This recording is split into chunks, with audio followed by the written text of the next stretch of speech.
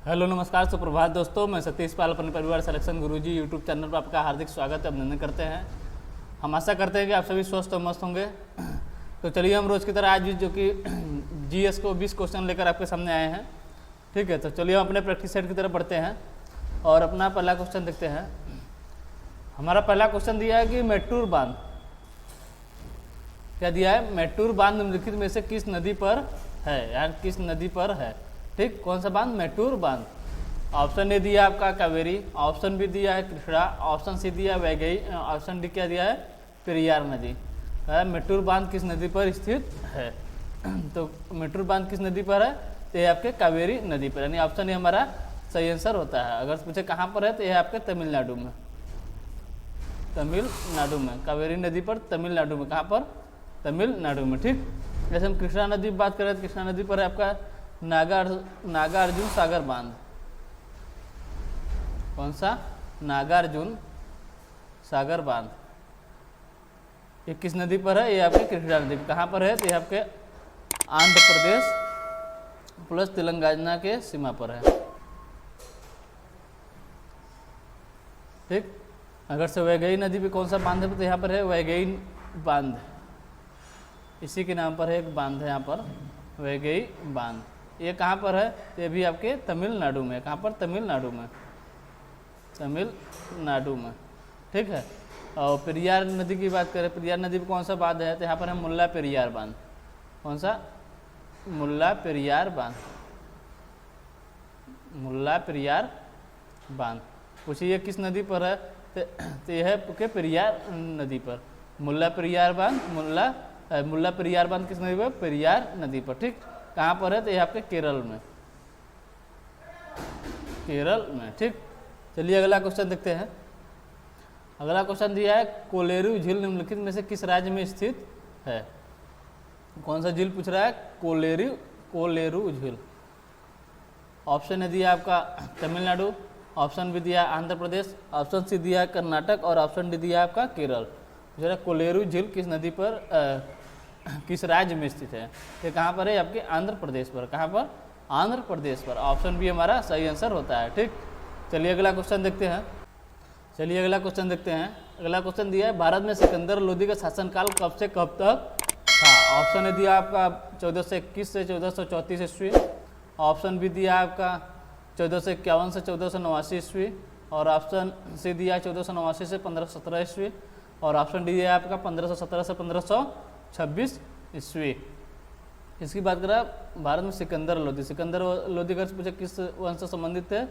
ये थे आपके लोधी वंश थे। ठीक, और लोधी वंश किसके अंतर्गत है? तो आता है आपका दिल्ली सल्तनत के अंतर्गत, दिल्ली सल्तनत काल।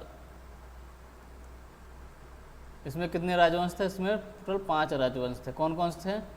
एक था आपका गुलाम वंश। कौन था? गुलाम वंश, खिलजी वंश, तुगलक वंश, सैयद वंश और लोधी वंश। गुलाम, खिलजी, तुगलक, सैयद और लोधी वंश। अगर से गुलाम वंश की बात करें, इसका शासनकाल कब से कब तक था? इसका शासनकाल था 1206 से 1290 ईस्वी, 1206 से 1290 ईस्वी। कौन थे? ये थे आपके गुलाम वंश। और खिलजी वंश की बात करें तो ये था आपका 1290 से कब से? 1290 से 1320 तक, 1320 तक। और यहीं पर है तुगलक वंश का शासनकाल कब से कब तक था?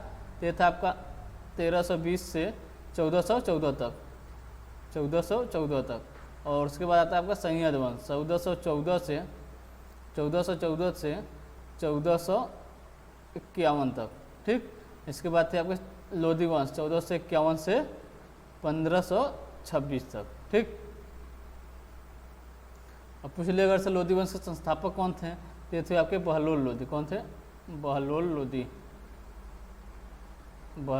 कौन थे? बहलोल लोधी। कौन से? ये क्या थे? बहलोल लोधी थे आपके संस्थापक। ठीक, ये कब से कब तक थे? बहलोल लोधी थे 1451 से 1489 तक थे, 1451 से 1489 तक थे। इनके बाद इनके बेटे आते हैं निजाम खां, जिनको उपाधि थी सिकंदर लोधी की। ठीक, तो इनका शासनकाल कब तक था सिकंदर लोधी का? ये थे आपके 1489 से 1517 तक। ऑप्शन सी हमारा सही आंसर होता है। अगर सिकंदर लोदी के बारे में बात करें तो इन्होंने 1504 में, कब 1504 में इन्होंने आगरा शहर को बसाया था। किसको? आगरा को। 1504 में आगरा को बसाया था और 1506 में आगरा को ही राजधानी बनाया था। 1506 में राजधानी बनाया, 1506 में राजधानी बनाया।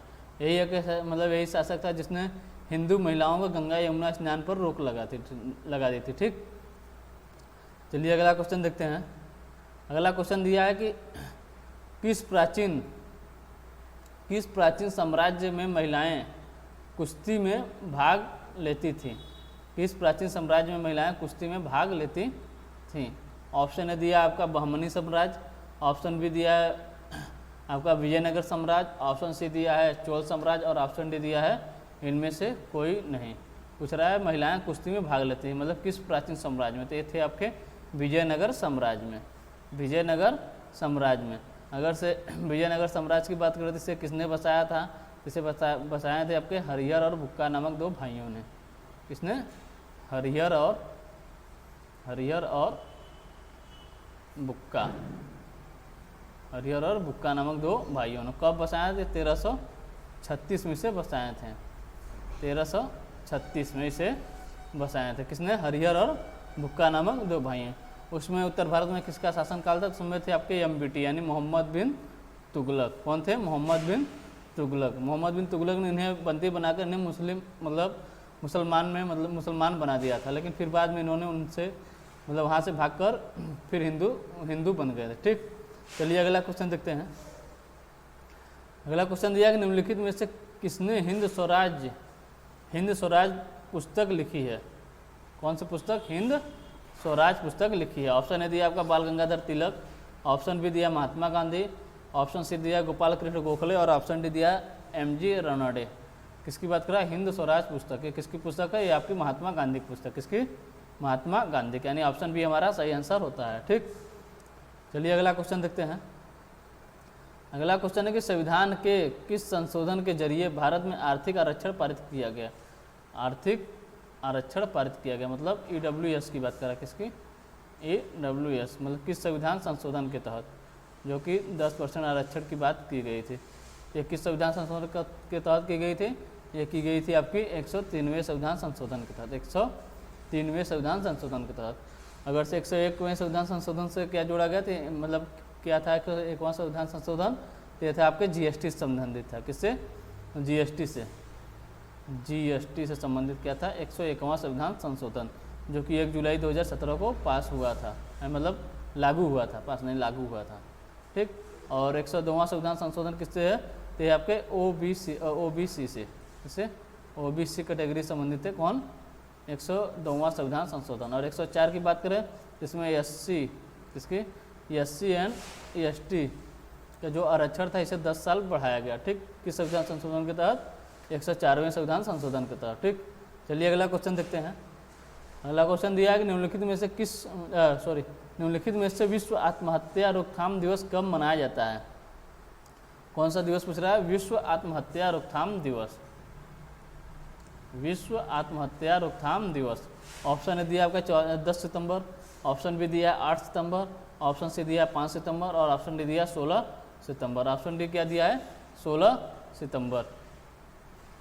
तो निम्नलिखित में से विश्व आत्महत्या रोकथाम दिवस कब मनाया जाता है? तो मनाया जाता है आपका 10 सितंबर, यानी ऑप्शन ए हमारा सही आंसर होता है। ठीक, अगर से हम 8 सितंबर की बात करें तो 8 सितंबर कौन सा दिवस मनाया जाता है? यहाँ मनाया जाता है आपका अंतर्राष्ट्रीय साक्षरता दिवस, अंतर्राष्ट्रीय साक्षरता दिवस। अंतर्राष्ट्रीय साक्षरता दिवस कब मनाया जाता है? मनाया जाता है आपका 8 सितंबर को। अगर 5 सितंबर की बात करें तो यहाँ पर होता है शिक्षक दिवस। कौन सा? राष्ट्रीय शिक्षक दिवस। शिक्षक दिवस कब मनाया जाता है? मनाया जाता है आपके 5 सितंबर को। और 16 सितंबर की बात करते हैं यहाँ पर है आपका विश्व ओजोन दिवस, विश्व ओजोन दिवस।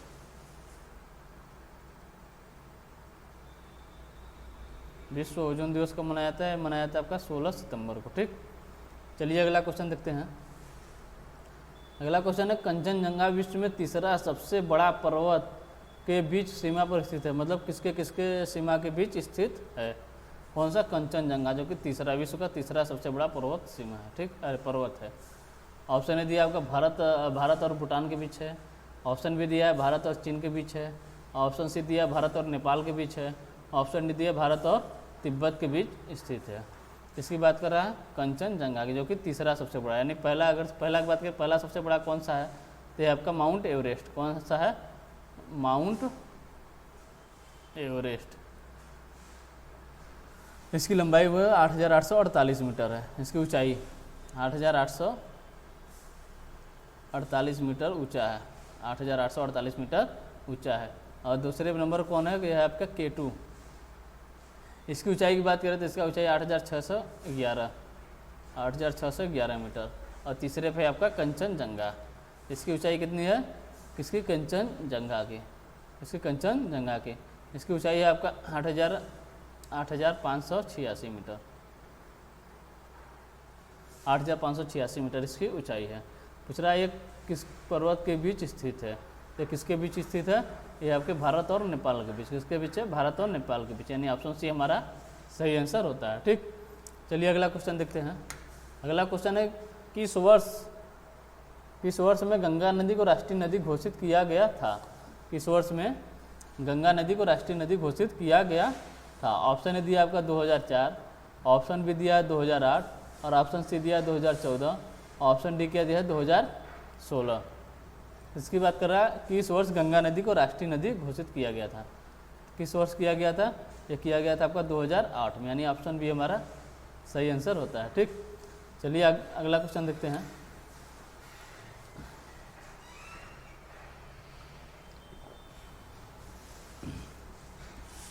अगला क्वेश्चन दिया है कि बचपन बचाओ आंदोलन के संस्थापक कौन है? क्या? बचपन बचाओ आंदोलन के संस्थापक कौन है? ऑप्शन ए दिया आपका मलाला यूसुफजई, ऑप्शन बी दिया साने गुरुजी, ऑप्शन सी दिया सलमान खान और ऑप्शन डी क्या दिया है? कैलाश सत्यार्थी। ऑप्शन डी क्या दिया है? कैलाश सत्यार्थी। इसकी बात कर रहा है बचपन बचाओ आंदोलन। इसके संस्थापक कौन थे? इसके संस्थापक थे आपके कैलाश सत्यार्थी। कौन थे? कैलाश सत्यार्थी। इसे अगर से ये आंदोलन कब शुरू किए थे? शुरू किए थे आपके 1980 में। 1980 में शुरू किए थे, ठीक। चलिए अगला क्वेश्चन देखते हैं। अगला क्वेश्चन है कि अंतर्राष्ट्रीय परमाणु ऊर्जा एजेंसी का मुख्यालय है। अंतर्राष्ट्रीय परमाणु ऊर्जा एजेंसी का मुख्यालय है, मतलब कहाँ पर स्थित है? ऑप्शन ए दिया आपका जिनेवा में, ऑप्शन बी दिया है पेरिस में, ऑप्शन सी दिया वियना में और ऑप्शन डी क्या दिया है? बर्लिन में। कहाँ पर? बर्लिन में। तो अंतर्राष्ट्रीय ऊर्जा परमाणु एजेंसी का अंतर्राष्ट्रीय परमाणु ऊर्जा एजेंसी का मुख्यालय कहाँ है? तो आपके वियना में। वियना कहाँ है? ऑस्ट्रिया की राजधानी है वियना। किसकी राजधानी है? ऑस्ट्रिया की। ऑस्ट्रिया की राजधानी क्या है? वियना। यहाँ पर क्या है? अंतर्राष्ट्रीय परमाणु ऊर्जा एजेंसी का मुख्यालय। अगर पूछे इसकी स्थापना कब हुई थी, तो इसकी स्थापना हुई थी 1957 में। 1957 में। अगर इसमें टोटल कितने देश है, तो इसमें टोटल 167 देश हैं, ठीक। चलिए अगला क्वेश्चन देखते हैं। अगला क्वेश्चन दिया कि निम्नलिखित में से कौन सी राशि का मात्रक जूल नहीं है? निम्नलिखित में से कौन सी राशि का मात्रक जूल नहीं है? यानी 3 का मात्रक जूल है, 1 का जूल नहीं है। ऑप्शन ए दिया आपके यांत्रिक ऊर्जा, ऑप्शन बी दिया है कार्य, ऑप्शन सी दिया है ऊष्मा और ऑप्शन डी क्या दिया है? सामर्थ्य। किसका मात्रक जूल नहीं है, ठीक। यांत्रिक ऊर्जा की बात करें तो इसका मात्रक क्या होता है? ऊर्जा। ऊर्जा का मात्रक क्या होता है? जूल होता है, ठीक। यहाँ कार्य है, कार्य का मात्रक भी जूल होता है। ऊष्मा दिया, ऊष्मा का मात्रक भी जूल होता है, यानी ये तीनों का मात्रक क्या होता है? जूल होता है। क्या? जूल।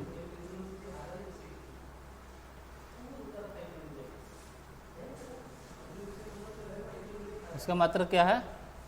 इसका मात्रक है जूल, ठीक। और सामर्थ्य की बात करें, सामर्थ्य मतलब शक्ति होता है, तो इसका मात्रक क्या हो जाएगा? हो जाएगा इसका मात्रक वाट, या इसे हार्स पावर भी कह सकते हैं, ठीक। चलिए अगला क्वेश्चन देखते हैं। अगला क्वेश्चन दिया निम्नलिखित में से आबू धाबी किसकी राजधानी है? क्या पूछ रहा है? निम्नलिखित में से आबू धाबी किसकी राजधानी है? ऑप्शन दिया है संयुक्त अरब अमीरात, ऑप्शन बी दिया आपका थाईलैंड, ऑप्शन सी दिया वियतनाम और ऑप्शन डी क्या दिया है? दक्षिण कोरिया। ऑप्शन डी दिया दक्षिण कोरिया। पूछ रहा आबू धाबी किसकी राजधानी है? तो किसकी राजधानी है? ये आपकी संयुक्त अरब अमीरात की राजधानी। किसकी? संयुक्त अरब अमीरात की राजधानी क्या है? Abu Dhabi. अगर से यहाँ की मुद्रा क्या है तो यहाँ की मुद्रा है आपका दिरहम, दिरहम यहाँ की मुद्रा है। अगर से हम थाईलैंड की बात करें, थाईलैंड की राजधानी क्या है, थाईलैंड की राजधानी क्या है, थाईलैंड की राजधानी है बैंकॉक। बैंकॉक किसकी राजधानी है, ये यहाँ की थाईलैंड की राजधानी है। और यहाँ की कालचक्र मुद्रा की बात करें तो यहाँ की मुद्रा है वहन, ठीक। और वियतनाम की राजधानी पूछे तो वियतनाम की राजधानी आपकी हनोई, क्या, हनोई। हनोई किसकी राजधानी है, ये वियतनाम की राजधानी है, ठीक।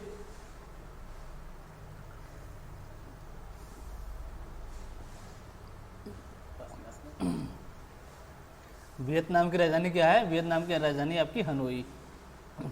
और वियतनाम के मुद्रा की बात करें तो वियतनाम की मुद्रा है आपका डांग, क्या, डांग। वियतनाम की मुद्रा डांग है। अगर दक्षिण कोरिया की बात करें, दक्षिण कोरिया की राजधानी क्या है, दक्षिण कोरिया की राजधानी आपकी सियोल, दक्षिण कोरिया की राजधानी है सियोल। और यहाँ की मुद्रा की बात करें, यहाँ की मुद्रा है आपकी वान, यहाँ की मुद्रा क्या है, वान। संयुक्त अरब अमीरात की किसकी राजधानी है, ये आपकी अबू धाबी की। यहाँ की मुद्रा अबू धाबी की राजधानी क्या है, संयुक्त अरब अमीरात की राजधानी है अबू धाबी, इसकी मुद्रा है दिरहम। थाईलैंड की राजधानी है बैंकॉक, इसकी मुद्रा है वहन। और वियतनाम की राजधानी क्या है, हनोई, जिसकी मुद्रा क्या है, डोंग। और दक्षिण कोरिया की राजधानी सियोल, यहाँ की मुद्रा है वान, ठीक। चलिए अगला क्वेश्चन देखते हैं। अगला क्वेश्चन है कि सागर की गहराई को मापने के लिए कौन सा उपकरण इस्तेमाल किया जाता है। इसकी बात कर रहा है, सागर की गहराई को मापने के लिए कौन सा उपकरण इस्तेमाल किया जाता है। ऑप्शन ए दिया है फैथोमीटर, इसे ही कहते हैं क्या, फैदोमीटर, फैथोमीटर या फैदोमीटर, फैथोमीटर या फैदोमीटर। ऑप्शन बी दिया है आपका यूडियोमीटर, ऑप्शन सी दिया है बैरोमीटर, और ऑप्शन डी क्या दिया है, पेरिस्कोप। ऑप्शन डी क्या दिया है, पेरिस्कोप। तो सागर की गहराई मापने के लिए कौन सा उपकरण प्रयोग किया था आपका फैथोमीटर या फैदोमीटर, ठीक है। यानी ऑप्शन ए हमारा सही आंसर होता है, ठीक। यूडियोमीटर का अगर पूछे कहाँ प्रयोग होता है, इसका प्रयोग होता है गैस की मात्रा मापने के लिए, गैस की मात्रा मापने के लिए, ठीक। गैस की मात्रा मापने के लिए किसके प्रयोग होता है, यूडियोमीटर की। और बैरोमीटर की बात करें, बैरोमीटर का प्रयोग होता है वायुमंडल का दाब मापने के लिए, वायुमंडलीय दाब मापने के लिए।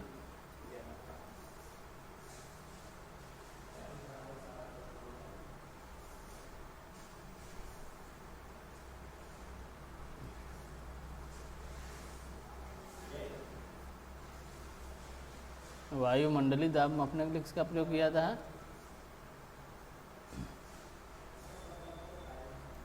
वायुमंडलीय दाब मापने के लिए किसका प्रयोग किया जाता है, आपका बैरोमीटर का, ठीक।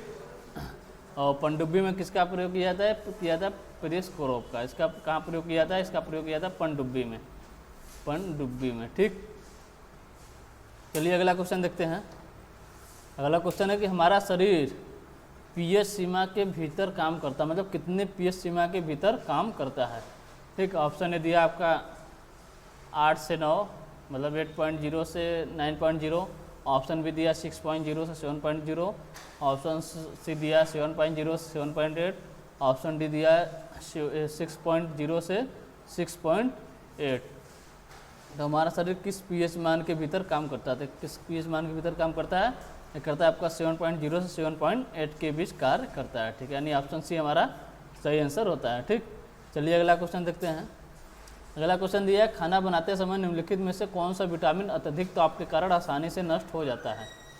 खाना बनाते समय निम्नलिखित में से कौन सा विटामिन अत्यधिक ताप के कारण आसानी से नष्ट हो जाता है। ऑप्शन ए दिया विटामिन ए, ऑप्शन बी दिया विटामिन बी, ऑप्शन सी दिया विटामिन सी, और ऑप्शन डी क्या दिया है, विटामिन के।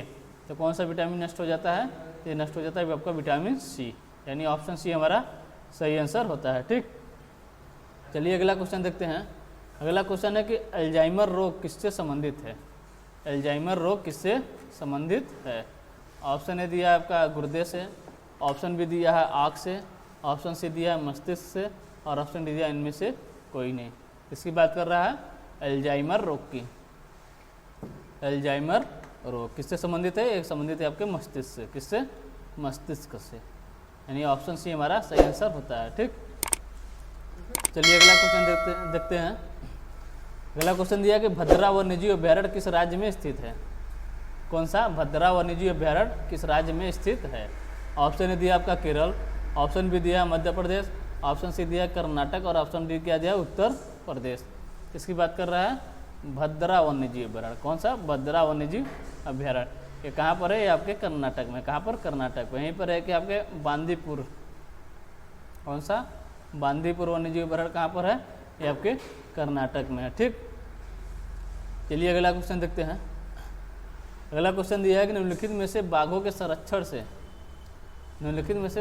संरक्षण से संबंधित कौन सा स्थल उत्तर प्रदेश में स्थित है? ऑप्शन दिया आपका सरिस्का, ऑप्शन बी दिया अमनगढ़, ऑप्शन सी दिया जिम कॉर्बेट और ऑप्शन डी दिया है पन्ना। ऑप्शन डी दिया क्या दिया है? पन्ना। किसकी बात कर? बाघों के संरक्षण से संबंधित कौन सा स्थल उत्तर प्रदेश में से? कहाँ पर? उत्तर प्रदेश में। तो सरिस्का की बात करें तो कहाँ पर है? आपके राजस्थान में। कहाँ पर है? राजस्थान में। और जिम कार्बेट की बात करें तो कहाँ पर है? ये आपके उत्तराखंड में है। और पन्ना कहाँ पर है? ये आपके मध्य प्रदेश में है। ठीक, और बचा आपका अमनगढ़। अमनगढ़ कहाँ है? ये आपके उत्तर प्रदेश बिजनौर में। कहाँ पर? बिजनौर में। उत्तर प्रदेश के बिजनौर जिले में, तो बिजनौर में। अगर पूछे उत्तर प्रदेश में बाघ संरक्षण के लिए टोटल कितने हैं, कितने मतलब स्थल हैं, तो यहाँ पर है 3 है, टोटल 3 है। पहला पूछे तो पहला था आपका दुधवा नेशनल पार्क था। कौन सा? दुधवा। कौन सा? दुधवा 1987 में बना था। 1987 में। कहाँ पर है? ये आपके लखीमपुर में, लखीमपुर खीरी में।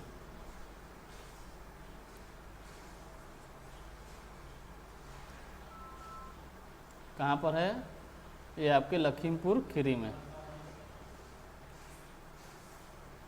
लखीमपुर खीरी में। ठीक, और मतलब टोटल 3 थे। इसमें सबसे पहले कौन था? ये था आपका दुधवा। और दूसरा कौन था? दूसरा था आपका पीलीभीत। कौन सा? पीलीभीत। पीलीभीत। ये कब था? ये आपका 2012 में। और तीसरा है आपका अमनगढ़ जो कि 2014 में बना, 2014 में। ठीक, चलिए अगला क्वेश्चन देखते हैं। अगला क्वेश्चन है कि उत्तर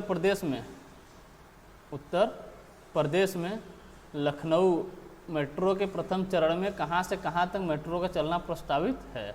ऑप्शन ए दिया आपका सचिवालय से गोमती नगर, ऑप्शन बी दिया सचिवालय से मुंशी पुलिया, ऑप्शन सी दिया ट्रांसपोर्ट नगर से चारबाग और ऑप्शन डी किया दिया चारबाग से हजरतगंज। चारबाग से हजरतगंज। तो कहाँ से कहाँ तक मेट्रो के प्रथम चरण में मतलब चलना प्रस्तावित है? तो ये आपका ट्रांसपोर्ट नगर से चारबाग। कहाँ से? ट्रांसपोर्ट नगर से चारबाग, यानी ऑप्शन सी हमारा सही आंसर होता है। ठीक, चलिए ठीक है, आज के लिए बस इतना ही।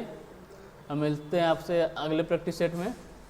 ठीक, अगर सेशन आपको अच्छा लग रहा है तो लाइक और सब्सक्राइब जरूर करें और शेयर करना ना भूलें। ठीक, चलिए तब तक के लिए आपको टेक केयर, बाय बाय, जय हिंद, जय भारत।